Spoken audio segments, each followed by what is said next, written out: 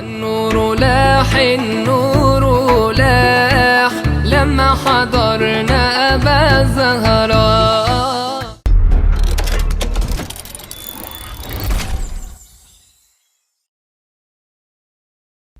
Bismillahirrahmanirrahim. Assalamualaikum warahmatullahi wabarakatuh.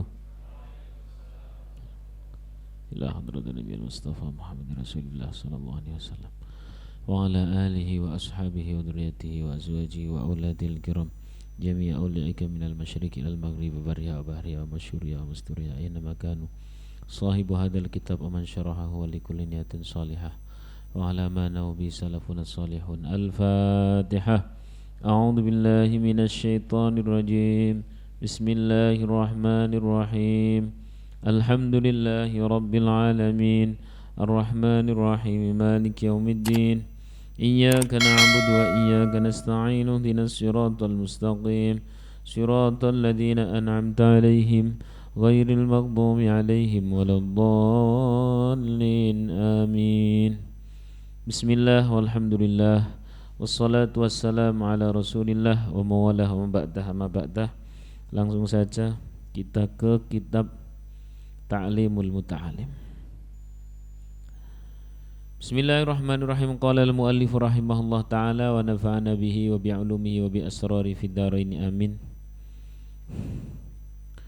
Wa yasbiru 'ala al-mihani wal baliyat. Dan seorang santri harus tetap terus tabah pada ujian-ujian saat dia mencari ilmu. Qila dikatakan khazainul muna khanatiril mihan. Ilmu itu selalu diliputi dengan cobaan dan ujian.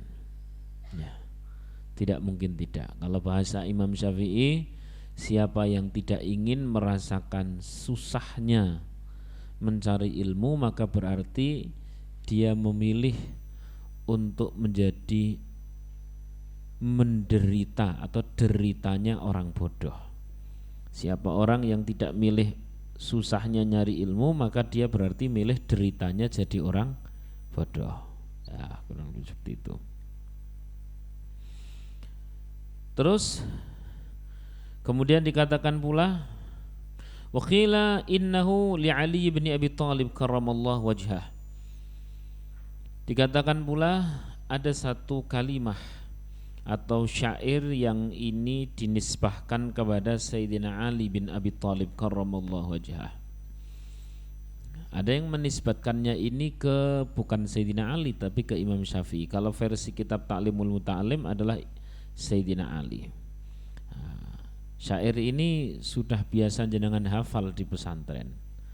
yakni ala la tanalul ilma illa bisitatin saumbika an majmu'ahya bi bayani. Lanjutnya. Ayo. Yang sudah pernah nyantri mesti tahu ini. Lanjut. Zakain wa hirsin wa istibarin wa bulghatin di ustadi watuli zamani. Ya. Ala la tanalul ilma illa bisitatin. Ingat. Tak pernah bisa ilmu itu didapat kecuali dengan 6 syarat. 6 hal. Sa'umbika an majmu'iha bibayani. Saya akan terangkan kepadamu dengan jelas. Apa 6 syarat? Apa 6 syarat bagi seorang yang ingin mendapatkan ilmu yang manfaat? Zakain, yang pertama adalah syarat pertama cerdas. Ya. Cerdas itu tidak harus kemudian cerdasnya secerdas Imam Syafi'i. Enggak. Tahu sendiri Imam Syafi'i kalau membaca kitab sebelah kanan, sebelah kirinya itu ditutup. Kenapa? Kalau kelirik hafal.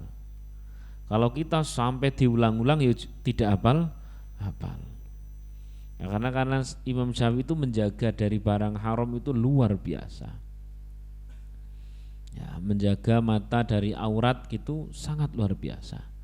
Kala syaqautu ila waqi'in, kata Imam Syafi'i, saya pernah mengadukan ansu hifdi, dari buruknya hafalanku, kata Imam Syafi'i, kepada siapa? Imam Waqi', sang guru. Ternyata hafalan yang buruk itu karena kebanyakan maksiat. Jadi pada saat beliau lewat pasar gitu kok ngelihat ada hal yang tidak penting, itu langsung menghilangkan hafalan. Ya, apalagi kita hari ini sudah kenal Instagram, TikTok dan sebagainya. Ya untung saja kita tidak punya hafalan, jadi tidak ada yang lupa. Alhamdulillah.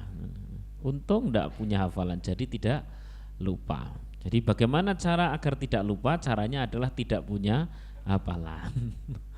Ya tidak gitu ya.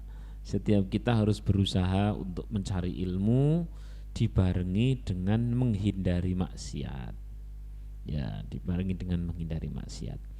Ladzakain yang pertama itu cerdas. Cerdas dalam arti di sini adalah normal. Semua yang hadir di sini normal. Tidak ada orang oon. Ya paling tell me ya adalah dikit-dikit. Lion yang guyu dewe urung guyu. Apa tahu. Tapi tidak masalah. Alhasil setiap kita sebenarnya sudah memenuhi syarat untuk mendapatkan ilmu yang dahsyat dan manfaat. Kenapa? Karena kita masuk di syarat pertama, dzakain atau dzukain, sama, yang artinya cerdas, yang merupakan kebalikan dari orang yang tidak normal. Alhasil setiap kita sudah masuk dalam kriteria cerdas. Buktinya apa? Buktinya sampai sini memilih untuk tetap ngaji walaupun tadi hujannya luar biasa, itu berarti milih yang mana yang baik, mana yang tidak baik, itu sudah kelihatan. Walau harus dengan perjuangan menyelam dan sebagainya, dari Kaligawe dan sebagainya, Geno itu malah sampai renang sampai sini ya. Ya. Dan di kajian-kajian yang lain, malam ini saya lihat banyak banget kajian di mana-mana. Alhamdulillah. Zakain bisa membedakan sesuatu. Ya. Minimal dia tahu membaca bisa, kenal huruf, kenal warna, udah cukup itu. Wahirsin, nomor 2 hirsin. Hirsin itu adalah, kalau dalam makna negatif serakah, tapi kalau dalam makna positif sangat berhasrat kepada ilmu, sangat semangat. Ya, sangat semangat. Ada orang mengibaratkan dirinya itu, ya kalau orang-orang zaman dahulu, dirinya itu bagaikan kertas kosong yang siap diisi oleh tulisan manapun. Kalau sekarang ada orang yang mengibaratkan dirinya kayak server, ono ilmu langsung tangkepi gitu ya. Terserah itu mau mengibaratkan seperti apa. Alhasil setiap diri kita yang ingin mendapatkan ilmu yang manfaat, jelas harus ada hirs, harus ada serakah kepada ilmu, harus terus mencari ilmu. Di dalam Iqadul Himam itu diceritakan bahwa siapa orang yang setiap hari tidak mendapatkan ilmu pada hari itu, maka berarti ia seperti orang yang tidak mendapatkan berkah matahari hari itu. Kaya wong turus dino-dino, kalau sehari tidak dapat apa? Ilmu, maka hirsin. Dan kalau mau mencari ahli ilmu dimanapun, tokoh besar dimanapun, nyaris tidak ada kecuali mereka itu sangat bukan kutu buku sih nek bahasa saya. Kutu kan kecil toh, iya doser buku apa pula. Wis pokoknya dia itu sangat hasrat membaca.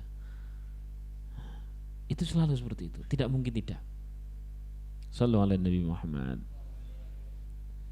Ya, itu hirsin, sangat berhasrat, kayak tidak mau ketinggalan, kecuali harus setiap mendapatkan ilmu.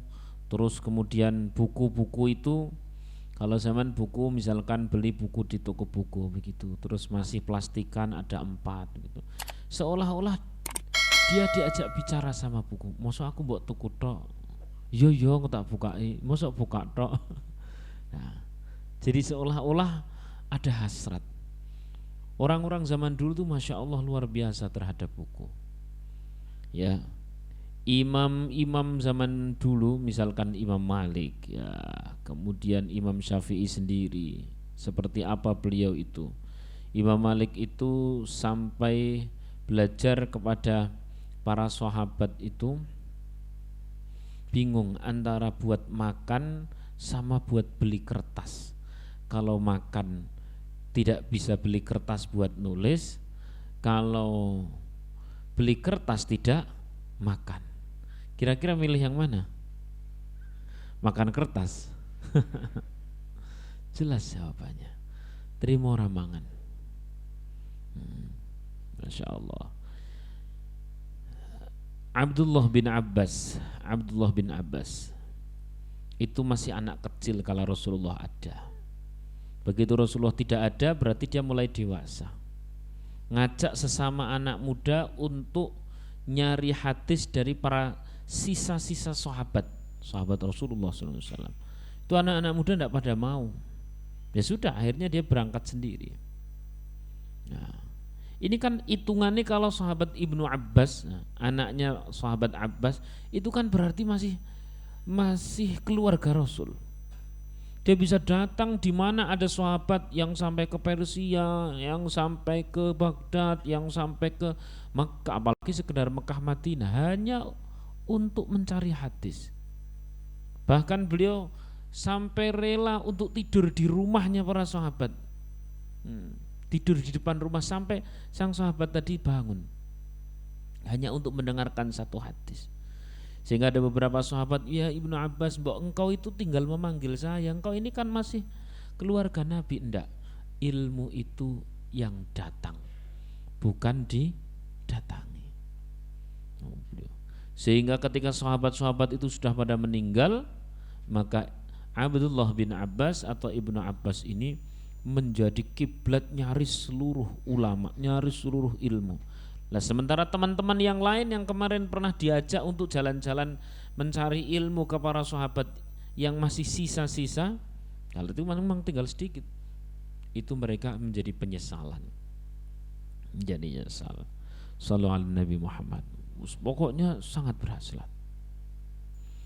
Imam Yusuf itu bahkan, maaf kalau beliau ke kamar mandi begitu loh, cancanan sama temen, cancanan. Gua aku naik kamar mandi, turun sampean moco kitab iki sing seru. Lah biar apa? Biar saat saya di kamar mandi pun dapat ilmu. Ngono loh sampai segitunya.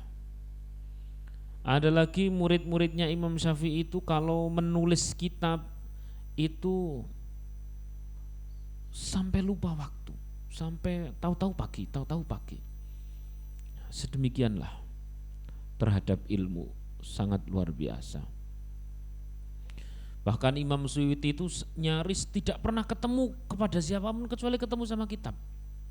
Masya Allah. Imam Nawawi bahkan sampai tidak menikah gara-gara saking cintanya, saking hasratnya terhadap ilmu. Barangkali ini menjadi dalil buat panjenengan. Saya mau seperti Imam Nawawi.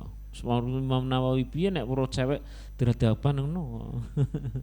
Imam Nawawi itu saking hasratnya pada kita, pada ilmu, sampai tidak mau menikah. Kalau itu dibenarkan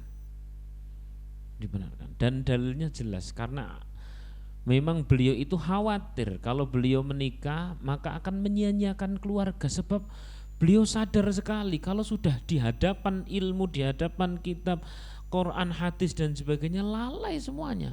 Kalau nanti sampai saya punya anak, punya istri dan saya lalai, malah jadi dosa. Berarti menikah bagi beliau adalah madharat. Sehingga beliau memilih untuk tidak menikah. Tahu sendiri kan hukum nikah ada berapa? 5 kan? Bisa wajib, terus sunnah, terus mubah, terus makruh, haram. Tergantung kondisi seseorang. Ya kalau disimpelkan dorongannya itu hanya ada dua, Mas. Yang nikah itu wajib adalah orang yang dia itu punya potensi untuk punya keturunan, dan kalau tidak nikah dia akan terlibat dosa secara kepepet, secara apa ya? Secara kepepet, secara darurat. Kalau dia tidak segera nikah maka secara darurat dia akan terlibat dosa, atau bahkan sudah kemarin-kemarin berdosa, maka nikah bagi orang tersebut wajib. Shallallahu alaihi Nabi Muhammad. Ya sampean tinggal lihat diri sampean sendiri, nek dong pas ora nikah piye. Wah aku nggak pernah jadi dosa, wong saya sudah cukup dengan HP. Lah kuwi dosane ki kuwi kok malah ora percaya. Dosane ki kuwi. Kemudian sunnah, bagi orang yang dia tidak takut akan terjadi dosa bila tidak menikah, tapi dia sangat hasrat ingin punya keturunan yang memperpanjang, memperbanyak umatnya Nabi Muhammad Sallallahu Alaihi Wasallam. Kemudian mubah, ya, itu adalah orang yang dia itu tidak punya begitu hasrat punya keturunan, juga tidak ada masalah dengan tidak menikah, yang tanya tidak jadi dosa. Kemudian yang makruh itu kalau menikah nanti akan berkemungkinan menyia-nyiakan. Yang haram adalah bila menikah justru akan jelas menyia-nyiakan. Nah, inilah Imam Nawawi, dia ngambil hukum yang nomor 5 ini. Sallallahu alaihi Nabi Muhammad. Jadi itu secara simpel, Mas. Nanti pas di kitab-kitab yang memang asli kitab pernikahan saya bahas secara lebih detail. Biasanya malam Jumat kalau pas tidak ada tamu saya bahas kitab ini, bahas kitab Uqudul Ijen, bahas kitab Qurratul Uyun, bahas kitab Fi Baitir Rasul, kitab-kitab seperti itu lah. Insya Allah malam Jumat setiap saya bahas kaitannya dengan itu. Kalau pas tidak ada tamu, kalau pas ada tamu ya sesuai temanya, sesuai tamu. Tapi nek saya sendiri yang bahas ya itu Uqudul Ijen, terus kemudian Qurratul Uyun, Fi Baitir Rasul, ada yang usul Fathul Izar. Wah ora paham sampean Fathul Izar gak apa. Nah wis kuwi pokoke. Malah ada yang usul terang-terangan Ustaz seks sing Islami. Aduh aku mumet aku. Walaupun ada tapi bingung saya nanti nerangkannya. Nek ndak saya terangkan itu perkara penting diterangkan, nanti sampean bayangke ku lho jomblo bayangke kok ngono kan lali dalan pulang. Lupa selalu. Kembali lagi ke tema. Nah, itu ya, Imam Nawawi itu tidak menikah karena saking hasratnya kepada ilmu yang mengkhawatirkan kalau beliau memaksa menikah maka beliau akan khawatir terjadi madharat. Itu sah-sah saja. Wastibarin. Kemudian nomor 3 adalah sabar. Sabar nomor 3 itu apa? Sabar. Sabar. Kemarin sudah saya ceritakan di mana-mana santri mondok itu biasanya ujiannya ada berapa kemarin? Yang paling sedikit 3. Yang satu apa? Ujian rezeki. Nah, kalau masalah ujian rezeki kemarin sudah saya ceritakan. Namanya Hisham bin Amr yang rela hanya makan roti kering sama air selama mencari ilmu. Akhirnya beliau menjadi seorang qadhi besar di kerajaan Harun ar-Rasyid. Dikasih roti kering, menteri-menteri yang lain itu kayak rodok jijik-jijik gitu, tapi Syekh Hisham bin Amr itu sangat bahagia ketika ditanya kenapa. Ini roti kering kayak gini yang menemani selama saya nyantri di Imam Abu Hanifah. Jadi siapa yang hari ini punya ponakan atau punya siapa kurang-kurang sangu pada saat mondok hal biasa, tetap terus saja jalan, tetap terus saja jalan. Terus kemudian ujian yang nomor 2 sakit.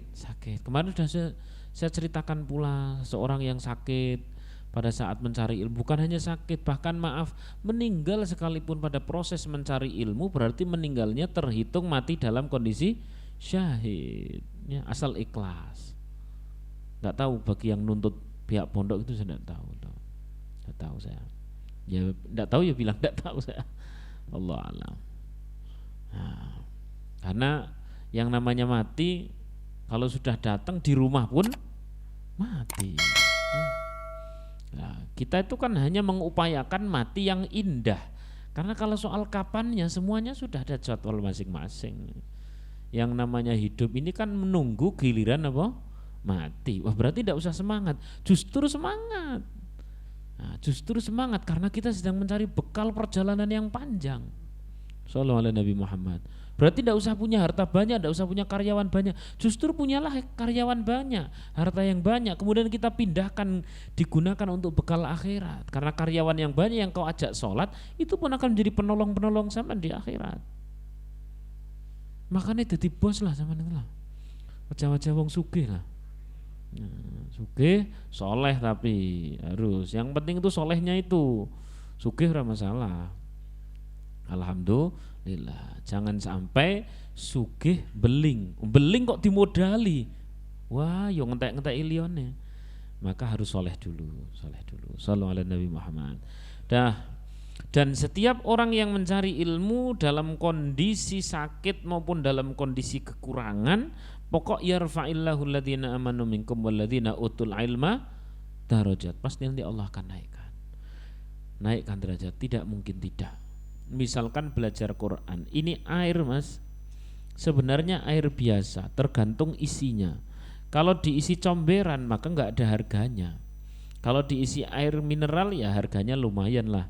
Kalau diisi air zam-zam harganya jadi mahal. Ini kepala ini. Kalau diisi cuman isinya Netflix, terus TikTok dan sebagainya, ya orang regani lah. Ya kalau di sana sampean berprestasi, tapi kalau cuman sensasi tok cukup ngopo gue, kan tuwa nang ngarep HP. Kan? Kalau otak ini isinya adalah sing suudon kepada sesama, kemudian mengeluh dan sebagainya, gawe status hidup gelap, jarem, gonduk, kan rambut tuh, tidak ada harganya kita. Tapi kalau isi kepala ini kemudian adalah yang mahal-mahal, ya misalkan ilmu, walaupun sekedar ilmu dunia, kalau untuk bekal akhirat, why not? Sebenarnya punya ilmu dunia sebut saja apa? Desain dan sebagainya. Kemudian di sela-sela sampean desain untuk bekerja, sampean desain pula untuk hal-hal yang untuk agama Allah. Buka diri siapa yang mau desain, ada kajian di mana saya desainkan hanya dalam 5 menit, insya Allah desainnya bagus. Kenapa? Karena sudah ahli. Atau diajarkan kepada santri-santri, oh silahkan. Lumayan mahal mas. Lah, tidak ada sesuatu di dunia ini, ya. Wa afdalu kalami, kata Allah dalam hadis qudsi, dan keutamaan kalamku yakni Al-Quran, min kalami ibadi, dibanding ucapan seluruh hamba-hambaku yang ada di muka bumi ini. Saya tanya, orang yang sedang berucap di muka bumi ini, di Indonesia, di Nederland, di Jepang, di Belanda, di Swiss, di Bahrain, di seluruh dunia ini, kira-kira ucapan yang keluar dari mulut yang masuk ke telinga sedikit atau banyak detik ini? Banyak. Miliar atau miliar. Seluruh ucapan tadi tidak ada yang utama kecuali yang ada zikrullah, atau yang kalau dalam versi ini wa afdalu kalami, keutamaan kalamku yakni Al-Quran, ala kulli kalamil ibad, dibanding seluruh ucapan manusia, ka afdali alal ibadi, seperti keutamaanku dibanding seluruh makhlukku. Luar biasa. Lah, ada perkataan yang paling utama, yang paling tinggi, yang setiap yang ditempeli oleh kalam yang paling utama itu pasti menjadi orang mulia. Ada bulan dituruni Al-Quran menjadi bulan paling mulia, namanya Ramadan. ada manusia yang dituruni Al-Quran menjadi manusia yang paling utama, paling suci, namanya Nabi Muhammad SAW dan sebagainya. Lalu nempel kepada otak seseorang yang tadi itu isinya ukur TikTok, karo Netflix dan sebagainya itu, terus kemudian ditempeli sesuatu yang paling utama, otomatis itu kepala orang tersebut jadi mahal. Indallah wa inda ibadillah, di sisi Allah dan di sisi sesama hamba Allah, insya Allah. Maka kalau masalah ujian-ujian bongso tadi itu sakit, terus apa lagi? Rezeki dan juga enggak kerasa. Saya tuh sampai bikin statement sing paling simple. Kalau memang kau ditakdir menjadi orang mulia dengan ilmu-ilmu Allah, maka ribuan alasan akan menjadi alasan berangkat lagi mondok. Kalau memang kau tidak ditakdir untuk menjadi ahli ilmu, untuk menjadi ahli Quran, maka alasan-alasan itu adalah alasan untuk tidak mondok lagi. Sudah selesai. Paham ya? Kan ini bergelimpangan tuh, banyak kanan kiri zaman, mondok ora sido, mondok ora sido, mondok ora sido, mogol rampung nang tengah, minggat. Nah, kan banyak tuh, ada diantar ke pondok, orang tuanya belum sampai pondok, anaknya sudah sampai duluan, sampai rumah duluan maksudnya. Wah, semacam-macam. Ya Allah. Terus kemudian ujian yang nomor terakhir adalah apa? Ikatan cinta. Ini yang paling berat. Ini yang paling berat. Yang paling berat. Maka walaupun sudah punya calon dan sebagainya, sepanjang mondoknya belum selesai, jawabannya bukan anugerah, itu namanya ujian, bahkan azab. Besok benek sama nus di anak putri mas, ya mas yang hadir di sini, ini kan kelak kan dia juga punya anak toh. Nah, kalau punya anak putri terus mau dipondokkan, mau hafal Quran dan sebagainya, kok untuk 29 garek kurang sak juz toh, dilala kok ono sing kelamar, gede dhuwur ganteng putih, nganggone pajero. Wah, terus apa lagi? Waduh, katanya diterima. Enggak, kalau belum selesai itu bukan anugerah. Tapi tinggal 29, walaupun 29, 30 aja nek belum diridhoni Kiai Boyong jangan dulu kok. Karena kunci ridhonya sang Kiai ini sangat kunci untuk keberkahan ilmu berikutnya. Shallallahu alaihi Nabi Muhammad.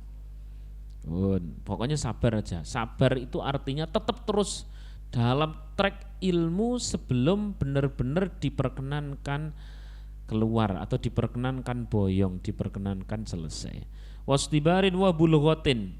Bulghatin itu bekal. Ya, setiap orang yang namanya, jangankan untuk mondok yang sampai keluar kota, wong untuk sampai ke tempat ini saja ada bekalnya kan, minimal bensin sak sendok kan.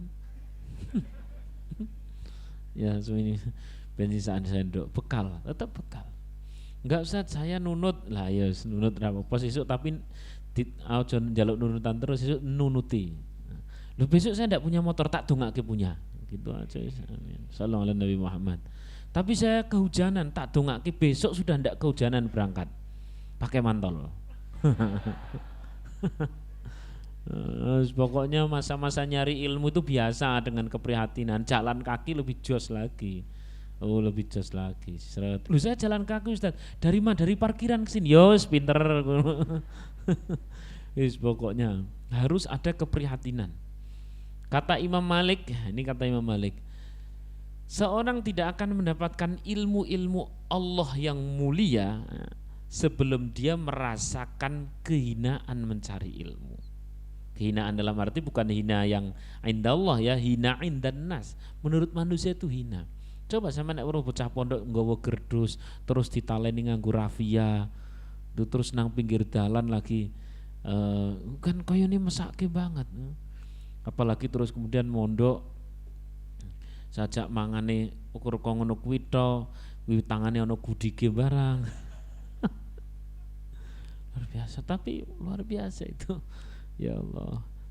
Wa bulghatin, bekal. Jangan sampai tidak punya bekal.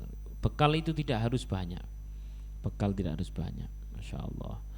Saya ceritakan satu lagi. Imam Ahmad bin Hanbal Imam Ahmad bin Hambal. Imam Ahmad bin Hambal itu beliau dari Baghdad mau mondok di Son'a. Son'a itu Yaman, ya, Yaman. Beliau mampir dulu untuk wakilah umrah, wakilah haji. Wis pokok mampir dulu ke Mekah. Target beliau mondok adalah di seorang syekh namanya Syekh Abdurrahman As-Son'ai, Son'a di Yaman. Ketemu di Mekah. Beliau bersama teman-temannya. Mau mondok di mana tadi? Yaman. Proses perjalanan dari mana? Baghdad. Mau ke Yaman, mampir ke Mekah untuk ibadah umroh. Lu kok ketemu sang guru di situ? Kata teman-teman, wis nang kene wae ngajine, wis nang kene wae. Kata Imam Ahmad, aku tidak akan merubah niatku. Niatku adalah ke Yaman karena belajar kepada Syekh Abdurrahman. Tapi orangnya di sini. Ketika beliau pulang ke Yaman, aku tetap akan terus ke sana. Tapi bekal kita telah habis, tidak ada urusan. Kelas Imam Ahmad bin Hambal, pokok 4 madhab ini orang hebat semua. Orang hebat semua. Jenengan tahu tetangganya Imam Syafi'i? Kailu sing tukang macul. Tahu enggak? Tahu atau tidak? Atau sing tukang wol sebelah kanan Imam Syafi'i, tahu enggak? Tahu atau tidak? Tidak. Kenapa tidak tahu? Lalu kenapa kau yang tahu adalah Imam Syafi'i? Karena Imam Syafi'i punya perjuangan yang tidak dipunyai oleh tetangganya. Sehingga sampai hari ini Imam Syafi'i terus mendapatkan doa manusia seluruh dunia, sementara tetangganya tidak. Kenapa? Perjuangannya beda memang. Zaman tahu Imam Ahmad bin Hambal? Tahu kan? Sering mendengar? Ngarep omahe ngerti ora? Alah kailu sing kae. Tahu enggak? Kenapa enggak tahu? Perjuangannya yang beda. Imam Ahmad bin Hambal berjuang saat mencari ilmu luar biasa seperti itu. Tetangganya mungkin lagi game-giman. Cara cah saiki, cara cah biyen ya mungkin main biasa. Ya. Masya Allah. Imam Ahmad bin Hambal akhirnya berangkat beliau. Begitu Syekh Abdurrahman As-Son'ai pulang, beliau turut pulang tapi tidak bareng karena beliau menyadari bahwa beliau ini adalah murid. Terus kemudian beliau berjalan sampai Yaman. Pas di Yaman kehabisan bekal. Kehabisan bekal ndak kehabisan cara. Beliau nek cara zaman saiki masuk rumah makan nyuci piring ngono lah. Cara zaman saiki. Nek cara zaman biyen ya beliau nawarkan diri tenaganya untuk bisa bekerja di Yaman di luar waktu ngaji sama Syekh Abdurrahman As-Son'ai. Luar biasa. Sampai segitunya. Ibnu Jarir At-Tabari yang nulis kitab Tabari, kitab tafsir Tabari. Kitab tafsir Tabari. Kalau versi Indonesia, versi Arabnya itu yang ada yang 4 jilid, ada yang 6 jilid, ada yang dibikin 10 jilid. Kalau versi Indonesianya tafsir At-Tabari, Ibnu Jarir At-Tabari itu 26 jilid. Tahu dulu pas perjuangannya mencari ilmu, luar biasa. Atap rumah dijual, karpet dijual, apa dijual? Demi apa? Bekal mencari ilmu. Tapi ketika beliau sudah menjadi seorang imam At-Tabari, siapa yang tidak kenal tafsir At-Tabari? Masya Allah, luar biasa. Wis, sing sampean ngerti Imam Bukhari. Imam Bukhari itu pernah ditemui sampai habis pakaian beliau, tinggal hanya untuk yang menutup aurat. Kala itu beliau sudah jadi santri senior. Banyak orang mau belajar hadis kepada beliau. Kenapa kok sampai tinggal baju yang nutup aurat tak wis ora apa-apa? Jawabannya beliau habiskan itu harta benda, perabot rumah dan sebagainya hanya untuk bekal beliau mencari hadis. Oh, di sana ada seorang tabiin, di sana masih ada guru. Oh, beliau cari. Masya Allah.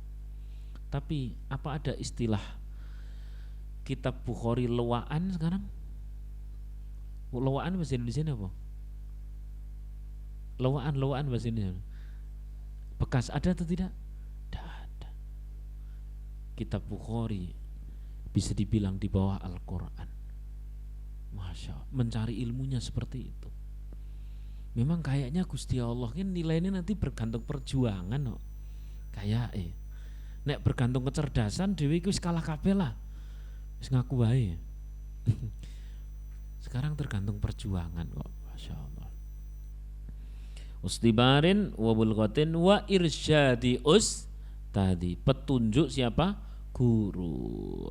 Termasuk Imam Bukhari ini kenapa beliau belajar hadis, karena petunjuk sang guru. Petunjuk sang guru. Jadi watuli zamani, dan zaman yang panjang, zaman yang lama. Mosok meh ngaji sepisan lu kok ora apal-apal yo ndak gitu ya, tetap terus ngaji. Kalau mondok itu ya mulai bisa baca kitab ya setidaknya paling versi yang paling cepat, versi yang paling hemat, paket paling hemat, paket paling sekilat lah 3 tahun lah. Paket paling tercepat. Nek bangsa-bangsa mau mondok setahun dan sebagainya nyicipi kuwi itu. Tetap urung dadi, nek cara aku urung dadi, karena kemarin-kemarin saya sendiri termasuk orang yang kagum kepada metode-metode setahun, metode-metode 6 bulan dan sebagainya. Tapi setelah hari ini metode-metode itu ternyata tidak terbukti, kembali lagi ke metode lama, bahwa mondok itu menjadi kudu suwi. Orang-orang ini 3 tahun kuwi ngerti nahwu sorof dan sebagainya. Kalau baru bangsa 6 bulan perkenalan lah itu Mas. Bisa mungkin nahwu sorof bisa, tapi begitu ditunjukin bahasa sekarang kitab gundul itu ya wis langsung bingung. Shallallahu alaihi Nabi Muhammad. Maka watuli zamani, zaman yang lama. Lah kalau untuk orang-orang seperti kita ya minimal semasa di Semarang sambil ngaji. Buat apa? Minimal untuk nggawangi, minimal untuk bentengi agar selama di Semarang itu punya lingkungan yang baik. Karena kadang-kadang ada orang datang dari daerah dalam kondisi katrok, culun, dingak-dinguk, pulang-pulang sudah bobrok. Na'udzubillahimin. Pulang-pulang sudah banyak pengalaman, sampai tahu tentang isinya seseorang, kamarnya seseorang, isi kamar teman wanitanya, isi, masya Allah, na'udzubillahimin dzalik. Pengalaman sih pengalaman loh. Tapi saya ta'aruf kok Ustaz. Ta'aruf aku ta'arufi dari ujung rambut sampai ujung kaki. Ya apa maneh. Nah, maka dengan adanya sampean tetap ngaji, entah itu di sini, di Bib Muhammad, Bib Hamid dan sebagainya, seminim-minimnya adalah dalam rangka mengawal keselamatan sampean selama di Semarang. Sing asli Semarang ya mengawal keselamatan sampean selama di Semarang sama aja. Selama hidup di dunia. Tolong oleh Nabi Muhammad. Dan yang paling penting Mas, kita tidak pernah akan tahu keturunan kita seperti apa. Yang pasti di taklim muta'alim ini disebutkan, bila hari ini kita adalah cinta kepada ilmu, itu tanda anak-anak kita yang akan luar biasa terkait ilmu. Amin Allahumma amin. Al-Fatihah. A'udzubillahi minasyaitonir rajim.